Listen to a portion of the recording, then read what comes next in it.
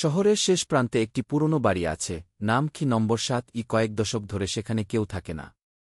লোকেরা বলে রাত হলে ওই বাড়িতে কেউ প্রবেশ করলে আর ফিরে আসেনি। রহস্যের ঘোর তারপরে আরও বাড়ল যখন একদিন স্কুলের ছেলেরা মজা করে বাড়ির দরজায় কড়া নাড়ল। রাত ১-২টা বাজতেই দরজা নিজেই ধীরে ধীরে খুলে গেল। আসিফ, শহরের একজন তরুণ, সাহস করে সেই বাড়িতে ঢুকল।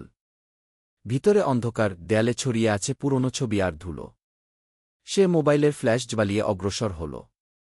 একসময় একটা কক্ষের দরজা থেকে হালকা সুর বেরোতে লাগল, এক ধরনের ছন্দময় সুর, যেন কেউ পুরনো পিয়ানো বাজাচ্ছে।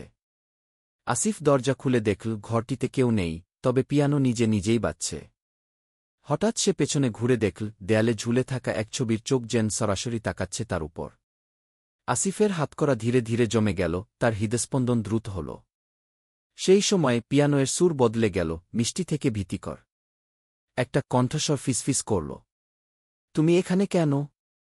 আসিফ চিৎকার করতে চাইল, কিন্তু কণ্ঠস্বর কোথায় হারিয়ে গেল। সে দৌড় দিল, কিন্তু বাড়ির দরজা বন্ধ হয়ে গেছে। ঘরের চারপাশে ছায়াগুলো ঘুরতে লাগল, তাদের চোখ লাল। তার চোখের সামনে ঝলমল করল সেই ছবির মুখ, যা আগের রাতে তাকে ডাকছিল। বাড়ির ভিতর যেন সময় থেমে গেছে। আসিফ বুঝতে পারল বাড়ি নম্বর ৭ শুধু বাড়ি নয়, এটা একটি বাস। বাস যেখানে ভুতুরে স্মৃতিরা বন্দী। সেদিন থেকে কেউ জানে না আসিফ কোথায় গেল। কিন্তু সন্ধ্যায় বাড়ির জানালা দিয়ে মাঝে মাঝে একটা মোবাইলের আলো ঝলমল করে, আর সেই পিয়ানো বাজতে থাকে অজানা সুরে।